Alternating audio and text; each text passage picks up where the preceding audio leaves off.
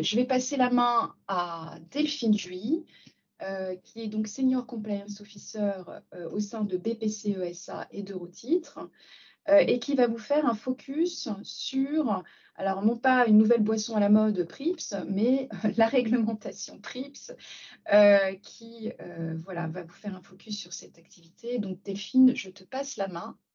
Bonjour à tous. Donc, je vais faire un rapide focus sur PRIIPs, qui n'est pas une nouvelle réglementation, bien sûr. Elle existe depuis 2018. Donc, je vous ai remis le cadre réglementaire. Donc, l'objectif du régulateur, c'était d'uniformiser l'information précontractuelle de produits jugés un petit peu compliqués à comprendre par l'investisseur, et donc de lui donner un document d'information plus clair que celui qui avait été introduit précédemment. Donc, cette mise en place de ce document PRIIPs-KID donc avait généré beaucoup de travail au sein des TCC, parce qu'il impactait différentes parties de nos systèmes, d'une part de récupérer l'information, le document, et puis d'autre part, il y avait aussi une prise en compte différente des frais, donc avec le fameux fichier EPT qui avait été établi donc à ce moment-là pour permettre aux différents banques et distributeurs de récupérer des indications sur les produits PRIIPs.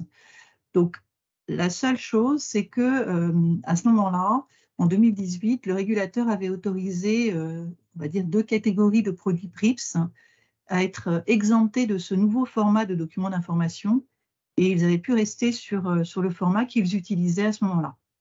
Donc, le format UCITS-KID avait donc pu perdurer en même temps que ce nouveau format PRIIPs-KID. Mais la période d'exemption, en fait, est arrivée à son terme. C'était le 31 décembre 2022.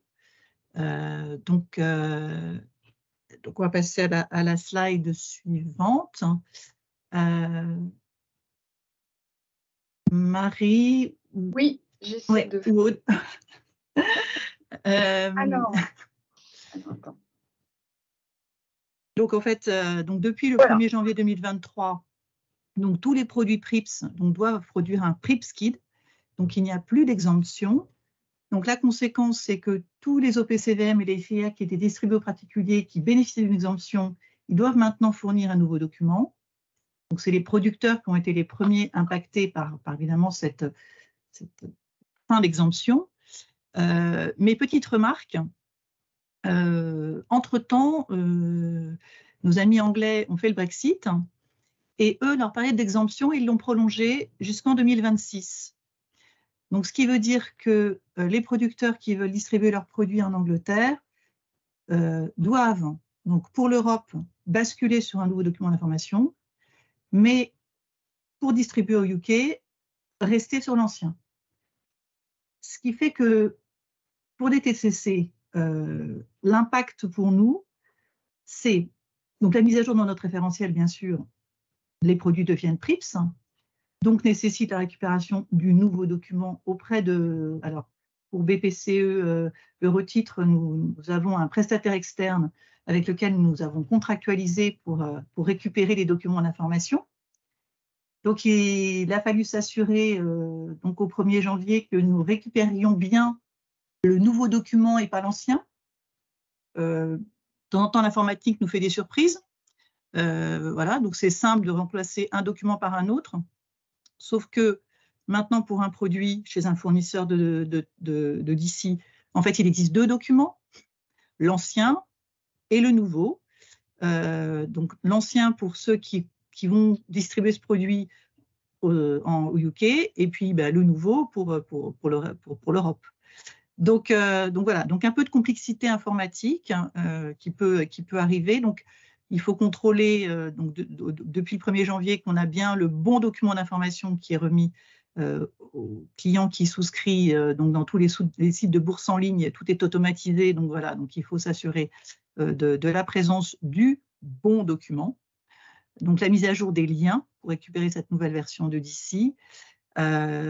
Et puis aussi, pour l'affichage des frais Donc bien s'assurer que voilà, le producteur alimente bien tous les frais PRIPS, maintenant que c'est un document PRIPS. Donc en fait, il n'y a pas de nouveauté en soi au niveau des TCC, c'est la récupération d'un document d'information par un autre document d'information. On a pu remarquer dans la mise en place des UCITS qu'il n'était pas forcément évident d'aller récupérer les documents d'information émis par les producteurs. Donc le risque, c'est de se retrouver à avoir dans nos systèmes d'information les mauvais documents d'information relatifs aux produits vendus. Donc l'ancien document, alors que maintenant on est sur une nouvelle version. Alors je vous ai mis en troisième page la comparaison des informations qui figuraient dans le UCITS et ce qui figure maintenant dans le PRIPS. Donc comme on peut s'en rendre compte, il y avait des champs qui n'existaient pas dans l'ancienne version. Donc si on ne donne pas la nouvelle version, en fait il manque aux clients quand même des éléments importants que le régulateur donc, a jugé suffisamment important pour modifier le document d'information. Donc, comme vous pouvez le voir, c'est le risque de défaut du producteur, la période de détention et le moyen pour l'investisseur mécontent de porter plainte. Donc, rien de nouveau, si ce n'est que les systèmes informatiques doivent être bien vérifiés pour s'assurer qu'on est maintenant avec le bon document d'information qui est donné au client. Et puis, on peut imaginer que peut-être certains producteurs vont avoir du retard dans la dissémination de leur PRIPS-KID. Donc, les prestataires qui fournissent les documents d'ici à la place auront peut-être la format ancienne version, mais pas encore le format nouvelle version. Donc, que faire quand on est en RTO? Donc, nous, chez BPCE Eurotit, on offre un outil de RTO pour l'ensemble de nos établissements au niveau du groupe. RTO, un réception-transmission d'ordre. Ouais. Je sais pas si transmission. Oui, merci. Le langage de teneur de compte. Oui, le langage, oui. Donc, la réception-transmission d'ordre, les outils de réception-transmission d'ordre, eux doivent donc absolument donner le lien à l'investisseur lorsqu'il souscrit au bon document. Donc voilà, est-ce que décision en interne de se dire on va faire le contrôle, si on diagnostique qu'on n'a pas la bonne version, mais qu'on a toujours l'ancienne version auprès de notre fournisseur de d'ici, est-ce qu'on bloque le produit à la commercialisation, alors que c'est un produit qui est très apprécié dans nos clients? Voilà, donc des questions ouvertes. Ça va être voilà, la mise en place pour tous ces OPC et ces FIA qui bénéficiaient de cette exemption. On va mettre certainement un tout petit peu de temps à bien correctement alimenter nos systèmes d'information sur les nouveaux documents d'information. Voilà ce que j'avais à vous dire sur la réglementation PRIPS et la nouveauté de 2023. Merci beaucoup Delphine. En effet, vaste question. Hein. Devons-nous bloquer ou pas cette commercialisation si nous ne nous retrouvons pas avec finalement le bon format disponible chez le fournisseur de données? Voilà.